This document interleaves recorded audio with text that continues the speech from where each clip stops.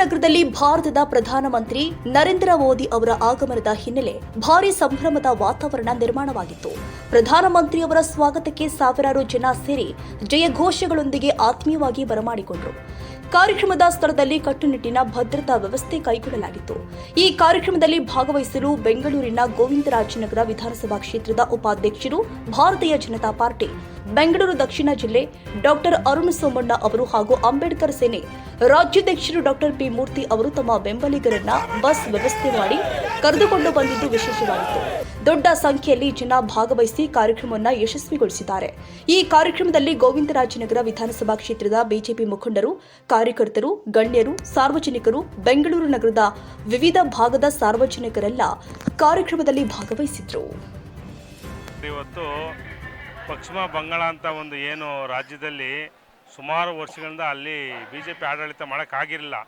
ಆದರೆ ಇವತ್ತು ನಮ್ಮ ನರೇಂದ್ರ ಮೋದಿಯವರು ಮಾಡಿರ್ತಕ್ಕಂಥ ಸಾಧನೆ 3 ರಾಜ್ಯಗಳು ಬಿಜೆಪಿ ಗೆದ್ದು ಬಂದಿದೆ.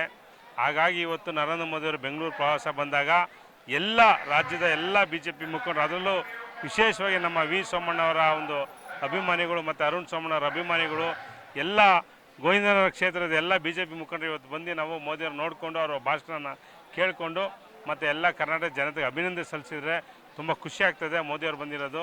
ಸೊ ಹಾಗಾಗಿ ಮುಂದಿನ ದಿನಗಳಲ್ಲಿ ಇನ್ನೆಚ್ಚು ನಿಮಗೆಲ್ಲ ಗೊತ್ತಿವತ್ತು ಏನು ರಾಜ್ಯ ಸರ್ಕಾರ, ಕಾಂಗ್ರೆಸ್ ಸರ್ಕಾರ ಎಲ್ಲ ಒಂದು ಅವರ ಒಂದು ಏನು ನಡವಳಿಕೆಗಳು ನೀವೆಲ್ಲ ನೋಡ್ಕೊಂಡು ಬಂದಿದ್ದೀರಾ, ಭ್ರಷ್ಟಾಚಾರ ಆಗಿರ್ಬೋದು ಮತ್ತು ಜನಕ್ಕೆ ತೊಂದರೆ ಕೊಡೋದಾಗಿರ್ಬೋದು, ಯಾವುದೋ ಡೆವಲಪ್ಮೆಂಟ್ ಇಲ್ಲ. ಹಾಗಾಗಿ ಮುಂದಿನ ದಿನಗಳಲ್ಲಿ ನಮ್ಮ ಕರ್ನಾಟಕ ಬಿಜೆಪಿ ಸರ್ಕಾರ ಖಂಡಿತ ಬರ್ತದೆ, ಮೋದಿಜಿಯವರ ಆಶೀರ್ವಾದ ಇದ್ದೇ ಇರ್ತದೆ.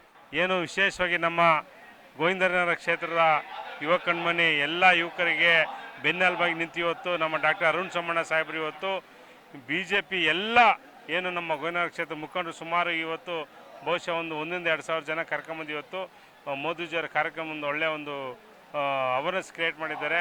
ಖುಷಿ ಆಗ್ತದೆ. ಇದೇ ರೀತಿ ಮುಂದಿನ ದಿನಗಳಲ್ಲಿ ಬಿಜೆಪಿ ಪಕ್ಷ ಗೋವಿಂದನಗರದಲ್ಲಿ ಶಾಸಕರಾಗಿ ಅರುಣ್ ಸಾಹೇಬ್ ಬರಬೇಕಂತ ನಾನು ಹೇಳೋಕ್ಕೆ ಇಷ್ಟಪಡ್ತೀನಿ.